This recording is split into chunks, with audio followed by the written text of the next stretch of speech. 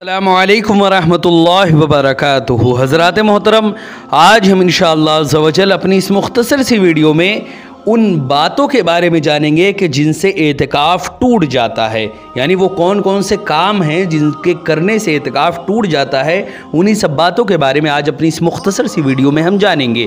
Video पसंद आए तो वीडियो को लाइक करें, शेयर करें, और अगर हमारे मोहम्मदी चैनल पर नए आए हों तो इसे ज़रूर सब्सक्राइब करके बेल आइकन को भी ज़रूर दबाएँ ताकि इस तरह की तमाम इन्फॉर्मेटिव वीडियोज़ आप तक ज़रूर पहुँचे। हज़रात मोहतरम, जैसे कि आप लोगों को मालूम है कि हम इसी तरह दीनी और इल्मी काम को बाज़ाब्ता अंजाम दे रहे हैं। इसी मकसद के पेश नज़र हमने एक मदरसा और एक जामा मस्जिद की बाज़ाब्ता बुनियाद डाली है। आप में से जो कोई भी अल्लाह के रास्ते में हमारे मदरसे या मस्जिद में ताउन करना चाहता है, ज़कात, सदका, फितरा, अतिया, हदिया या किसी भी तरह का डोनेशन हमारे मदरसे या मस्जिद में वो देना चाहता है, तो गूगल पे के ज़रिए, पेटीएम के ज़रिए, बैंक अकाउंट के ज़रिए या वेस्टर्न यूनियन के थ्रू या जिसके ज़रिए भी वो अल्लाह के रास्ते में हमारे मदरसे या मस्जिद में ताउन करना चाहता है वो ताउन कर सकता है। इनके नंबर और लिंक जो है वो इस वीडियो के डिस्क्रिप्शन में है। आप जाएं और जो भी अल्लाह के रास्ते में ताउन करना चाहें आप ताउन कर सकते हैं। तो आइए हम बात करते हैं अपने टॉपिक पर। हज़रात मोहतरम, जैसे कि आप लोगों को मालूम है कि ये रमज़ानुल मुबारक का महीना चल रहा है और ये रमज़ान का आखिरी अशरा है। इस आखिरी अशरे में जैसे कि एतिकाफ़ का एहतमाम किया जाता है, आज हम उन बातों के बारे में जानेंगे कि जिनसे एतिकाफ़ टूट जाता है। कुछ एतिकाफ़ को टूटने वाली चीज़ें तो हम इससे पहले वाली वीडियो में आपके सामने पेश कर चुके हैं। मज़ीद बातें आज हम जानेंगे कि जिनसे करने से एतिकाफ़ टूट जाता है।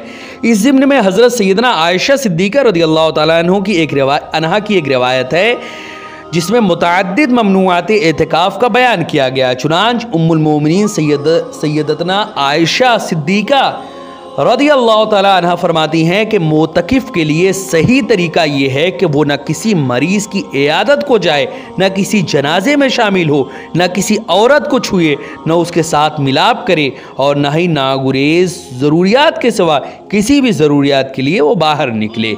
हज़रात मोहतरम, तो चंद सूरतें जिनसे एतिकाफ़ टूट जाता है वो आपके सामने मैं पेश करता हूँ। सबसे पहली सूरत जो है वो ये कि जिन ज़रूरियात का पीछे वीडियो में मैंने जिक्र किया उनके सिवा किसी भी मकसद से अगर आप हुदूद मस्जिद से बाहर निकल गए, यानी कोई भी ज़रूरत से आप निकले, मतलब किसी भी काम के लिए निकले जो ऐसे ही निकल गए, बस काम है, कोई ज़रूरी चीज़ नहीं ना, ख्वाह ये निकलना एक ही लम्हे के लिए हो, तो उससे एतिकाफ़ टूट जाता है। इसी तरह दूसरा जो एतिकाफ़ को टूटने की सूरत है वो ये कि ये वाज़े रहे कि मस्जिद से निकलना उस वक्त कहा जाएगा जब पाँव मस्जिद से इस तरह बाहर निकल जाए कि उसे उर्फ़न मस्जिद से निकलना कहा जा सके। लिहाजा अगर सिर्फ सर मस्जिद से बाहर निकाल दिया तो उससे एतिकाफ़ फासिद नहीं होगा। इसी तरह तीसरी सूरत यह है कि जिससे एतिकाफ़ टूट जाता है वो ये कि बिला ज़रूरत शरई मस्जिद से बाहर निकलना, ख्वाह जानबूझकर हो या भूल कर या गलती से हो, हर सूरत उससे एतिकाफ़ टूट जाता है। अलबत्ता अगर भूल कर या गलती से बाहर निकलेंगे तो उससे एतिकाफ़ तोड़ने का कोई गुनाह नहीं होगा। इसी तरह चौथी चीज़ जिससे एतिकाफ़ टूट जाता है वो ये कि कोई इस्लामी भाई इहाते मस्जिद के किसी हिस्से को मस्जिद समझकर उसमें चला गया, हालांकि दर हकीकत वो हिस्सा मस्जिद में शामिल नहीं था, तो उससे भी एतिकाफ़ टूट जाएगा। इसलिए एतिकाफ़ में बैठने से पहले हुदूद मस्जिद अच्छी तरह मालूम कर लेनी चाहिए। इसी तरह पाँचवीं सूरत ये है कि इसी तरह आप शरई ज़रूरत से बाहर निकले, लेकिन ज़रूरत से फारिग होने के बाद एक लम्हे के लिए अगर बाहर ठहर गए तो उससे भी एतिकाफ़ टूट जाएगा। इसी तरह छठवीं सूरत यह है कि जिससे एतिकाफ़ टूटता है वो ये है कि एतिकाफ़ के लिए चूँकि रोज़ा शर्त है, इसलिए रोज़ा तोड़ देने से भी एतिकाफ़ टूट जाता है। ख्वाह ये रोज़ा किसी उज़्र से तोड़ा हो या बिला उज़्र, जानबूझकर तोड़ा हो या गलती से टूटा हो, हर सूरत में एतिकाफ़ टूट जाता है। गलती से रोज़ा टूटने का मतलब तो ये है कि रोज़ा तो याद था लेकिन बेइख्तियार कोई अमल ऐसा हो गया जो रोज़े के लिए मुनाफी था। मसलन सुबह सादिक तुलू होने के बाद तक वो खाते रहे या गुरूब आफ्ताब से पहले ये समझकर रोज़ा इफ्तार कर लिया कि इफ्तार का वक्त हो चुका है, या गुरूब आफ्ताब से पहले ही अजान शुरू हो गई या सायरन शुरू हो गया और इफ्तार कर लिया, फिर पता चल गया कि अजान व सायरन वक्त से पहले ही हो गए थे, इस तरह भी रोज़ा टूट जाएगा। या रोज़ा याद होने के बावजूद कुल्ली करते वक्त गलती से पानी हलक में चला गया, तो इन तमाम सूरतों में रोज़ा भी टूट गया और एतकाफ भी टूट जाएगा। इसी तरह अगर रोज़ा ही याद ना रहा और भूल कर कुछ खा पी लिया, तो उससे जो है वो रोज़ा नहीं टूटा और एतकाफ भी नहीं टूटेगा। इसी तरह मोतकिफ़ इस्लामी भाई बहन ये ज़ाब्ता याद रखे, वो तमाम उमूर जिनके एतकाफ से रोज़ा टूट जाता है उससे एतकाफ भी टूट जाता है। यानी वो तमाम सूरतें जिससे रोज़ा टूट जाता है किसी का, उससे एतकाफ भी टूट जाता है। रोज़ा किन चीज़ों से टूट जाता है, इस पर मेरी मुफस्सल वीडियो है, आप जाए इसे मोहम्मदी चैनल पर देखें उसको कि आखिर वो कौन कौन सी सूरतें जिनसे रोज़ा टूट जाता है, और जिनसे रोज़ा टूट जाता है उनसे एतकाफ भी टूट जाता है।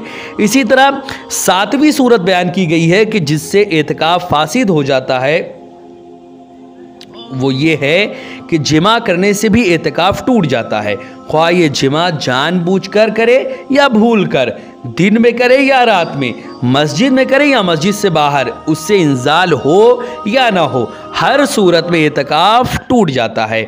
इसी तरह 8वीं सूरत ये है जिससे एतकाफ टूटता है, वो ये कि बोसो कनार यानी अपनी बीवी को किस करने से एतकाफ की हालत में ये नाजायज़ है, और अगर उससे इंजाल हो जाए तो एतकाफ भी टूट जाता है।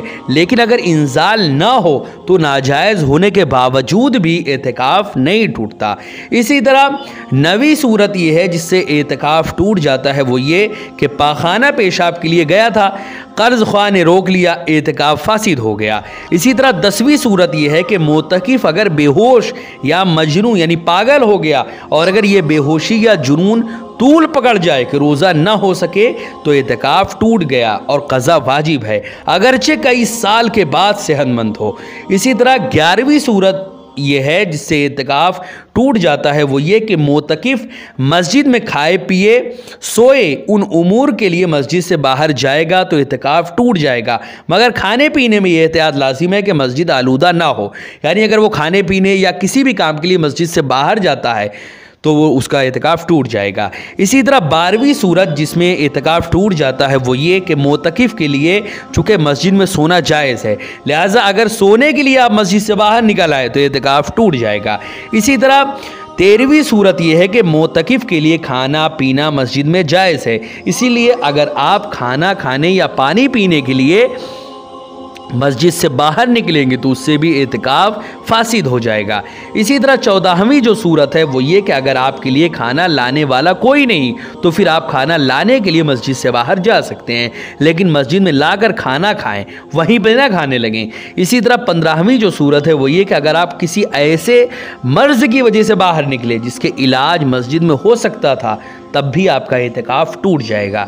इसी तरह 16वीं जो सूरत है एतकाफ़ के टूटने की, वो ये कि अगर किसी मोतकिफ़ को नींद की हालत में चलने की बीमारी हो और वो नींद में चलते चलते मस्जिद से बाहर निकल गया, तो ऐसी सूरत में भी एतकाफ़ टूट जाएगा। इसी तरह 17वीं जो सूरत है जिसमें एतकाफ़ टूट जाता है, वो ये कि अगर कोई बदनसीब दौराने एतकाफ़ मुर्तद हो गया, नाउज़ बिल्लाहि मिन ज़ालिक दाइमन अबदा, तो एतकाफ़ बातिल है। और अगर अल्लाह रब्बुल इज़्ज़त मुर्तद को ईमान की तौफ़ीक़ इनायत फरमाए तो फासिद शुदा एतकाफ़ की क़ज़ा नहीं है, क्योंकि इर्तिदाद इस्लाम यानी इस्लाम से फिर जाने से ज़माने इस्लाम के तमाम अमाल ज़ाय हो जाते हैं।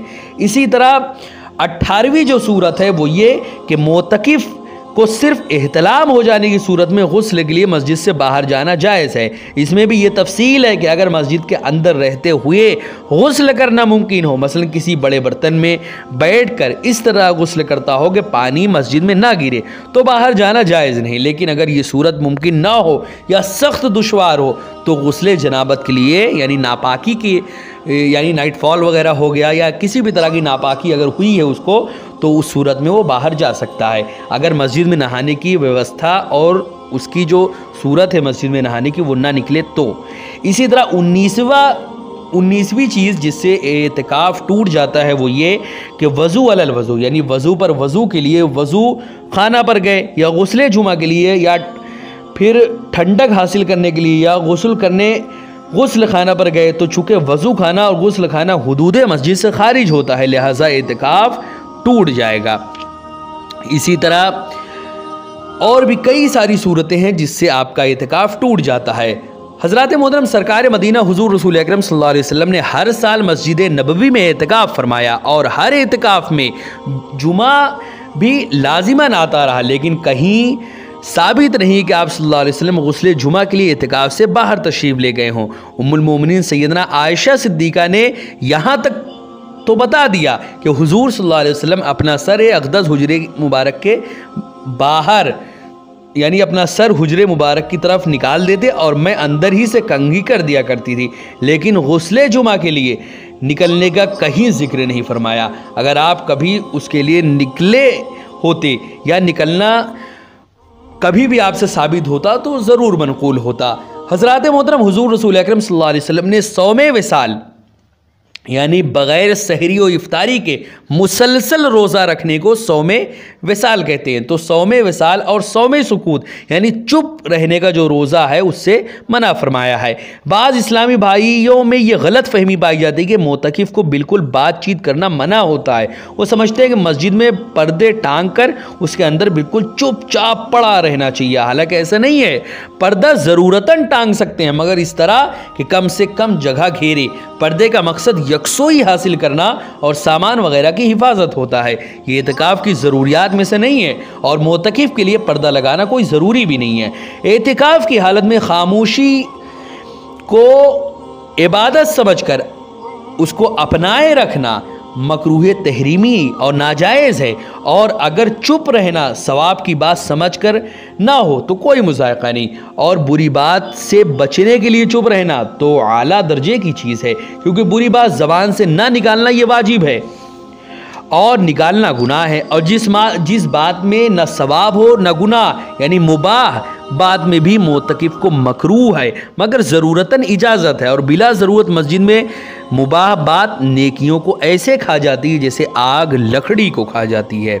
हज़रात मोहतरम इसी तरह मोतकिफ़ से गुनाह का सरजद होना, यानी अगर कभी मोतकिफ़ यानी जो एतिकाफ़ में है उससे गुनाह अगर सरजद हो गया तो ऐसी सूरत में क्या हुक्म है। हज़रात मोहतरम बदनिगाही और बदगुमानी, आबरू रेज़ी, झूठ, गीबत, चुगली, हसद, किसी पर तोहमत या बोहतान बांधना, किसी का मजाक उड़ाना, किसी पर तंज करना, दिल आज़ारी करना, फोहश बातें करना, गाने बाजे सुनना, गाली गलौज करना, नाहक लड़ाई झगड़ा करना, दाढ़ी मुड़ाना या एक मुट्ठी से कम रखना यानी घटाना, ये भी गुनाह है। और मस्जिद में वो भी हालत एतिकाफ़ में जाहिर है कि और भी सख्त गुनाह है। इन गुनाहों से तौबा और सच्ची तौबा हमेशा के लिए इनसे तौबा करना चाहिए। हज़रात मोहतरम अगर किसी ने हालत एतिकाफ़ में कोई नशा आवर चीज़ रात में इस्तेमाल की तो उससे एतिकाफ़ नहीं टूटेगा। नशा करना हराम है और एतिकाफ़ में तो और ज़्यादा गुनाह है, इससे तौबा करना चाहिए, लेकिन उससे एतिकाफ़ जो है वो नहीं टूटेगा। हज़रात मोहतरम इसी तरह एतिकाफ़ के तोड़ने की और भी कई सारी सूरतें हैं जिसमें एतिकाफ़ टूट जाता है। लिहाजा इन तमाम के तमाम उमूर को अपने ज़हनो दिमाग में बिठा के रखें और ऐसा कोई भी अमल ना करे जिससे आपका एतिकाफ़ टूट जाए। हज़रात मोहतरम ये रमज़ानुल मुबारक का महीना बहुत मुतबर्रक महीना है। इसमें ये एतिकाफ़ जैसी नेमत देकर अल्लाह रब्बुल इज़्ज़त इसमें कई सारी सूरतें अल्लाह रब्बुल इज़्ज़त ने पैदा फरमाई है कि किसी तरह बंदा अपने रब को राज़ी कर ले। शब क़द्र की सूरत में, एतिकाफ़ की सूरत में कई सारी ऐसी नेमतें इसमें अल्लाह रब्बुल इज़्ज़त ने हम सभी मुसलमानों को अता फरमाई है कि किसी भी तरह इंसान अपने रब को राज़ी कर ले, क्योंकि अगर वो अपने रब को राज़ी कर लेगा तो दुनिया और आखिरत की कोई भी शय ऐसी नहीं है जो जिसकी उसको ज़रूरत हो उसको ना मिल जाए। हज़रात मोहतरम लेकिन नीयत हमेशा अपने रब को राज़ी करने के लिए सिर्फ इसलिए होनी चाहिए कि ताकि हमारा रब हमसे राज़ी हो जाए। ना जन्नत में जाने के शौक़ में कभी अल्लाह को राज़ी करने की कोशिश करे और ना ही जहन्नम से बचने के खौफ में अल्लाह को राज़ी करने की कोशिश करे, बल्कि जब भी अल्लाह को राज़ी करने की की कोशिश करें, सिर्फ़ और सिर्फ अल्लाह की रज़ा के लिए, अल्लाह के लिए ये कोशिश करें। जो भी अमल करें आप सिर्फ अल्लाह के लिए करें, अल्लाह को खुश करने के लिए करें, और कोई भी गर्ज नहीं, ना किसी को दिखाने के लिए, ना किसी को बताने के लिए, और ना ही कोई भी अगराज़ व मकासिद उसमें हो। हज़रात मोहतरम, ये चंद सूरतें थी जिसमें आपका एतिकाफ़ टूट जाता है, जो आपके सामने मैंने पेश की। इन तमाम बातों को आप ज़हन व दिमाग में रखें और इसको ज़्यादा से ज़्यादा लोगों तक शेयर करें, ताकि हर एक मुसलमान भाई तक ये बातें पहुँच जाए। हज़रात मोहतरम, वीडियो पसंद आए तो वीडियो को लाइक करें, शेयर करें, और अगर हमारे मोहम्मदी चैनल पर नए आए हों तो इसे ज़रूर सब्सक्राइब करके बेल आइकन को भी ज़रूर दबाएं, ताकि इस तरह की तमाम इन्फॉर्मेटिव वीडियोज़ आप तक ज़रूर पहुँचे। अस्सलामु अलैकुम वरहमतुल्लाहि वबरकातुहू।